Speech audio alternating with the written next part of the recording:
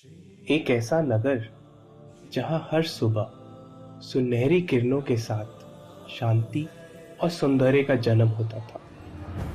जहां हर गली, हर आंगन जीवन की मधुरता से भरा हुआ था। और उसी जनकपुरी में रहती थी एक दिव्य राजकुमारी, जिनके स्पर्श से फूल भी मुस्कुरा उठते थे।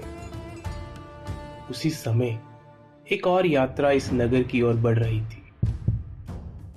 क्या ये मिलन केवल संयोग था या भाग्य का संकेत? आइए मिलकर देखते हैं इस एपिसोड में आगे क्या होता है। यज्ञ की सफलता के बाद राम और लक्ष्मण ऋषि विश्वामित्र के साथ जनकपुरी पहुंचे। ये नगर केवल एक स्थान नहीं, बल्कि संस्कृति और सौंदर्य का संगम था। लक्ष्मण ने आश्चर्य से कहा, भैया, ये नगर कितना अद्भुत है। विश्वामित्र मुस्कुराए, ये जनकपुरी है, राजा जनक का राज्य। राजा जनक ज्ञान और धर्म के प्रतीक थे।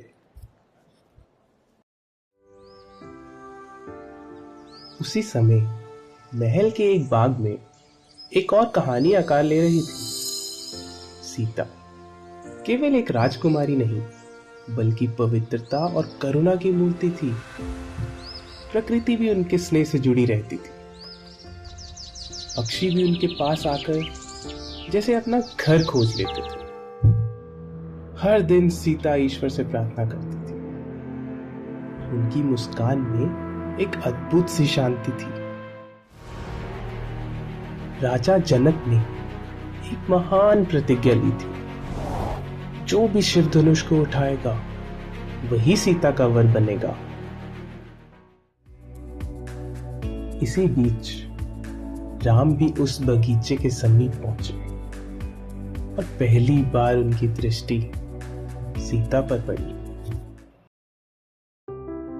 सीता ने भी उस शांत और तेजस्वी राजकुमार को देखा।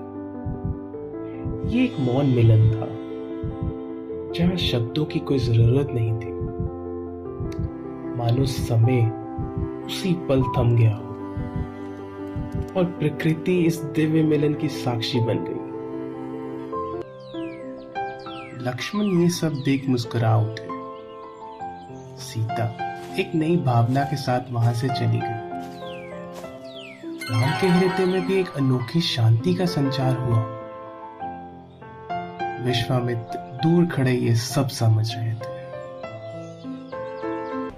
अब समय आ गया था उस परीक्षा का, जो इतिहास रचने वाली थी। शिव धनुष, जो अपने योग्य धारक की प्रतीक्षा कर रहा था। सीता के हृदय में एक आशा जाग उठी थी और राम अपने कर्तव्य के लिए तैयार खड़े थे। क्या राम शिव धनुष को उठा पाएंगे? क्या ये मिलन विवाह में बदल पाएगा? ये जानने के लिए बने रहिए हमारे साथ। इस कहानी से हमें क्या सीखने को मिला? जो संबंध पवित्र होते हैं, उन्हें स्वयं भाग्य जोड़ता है।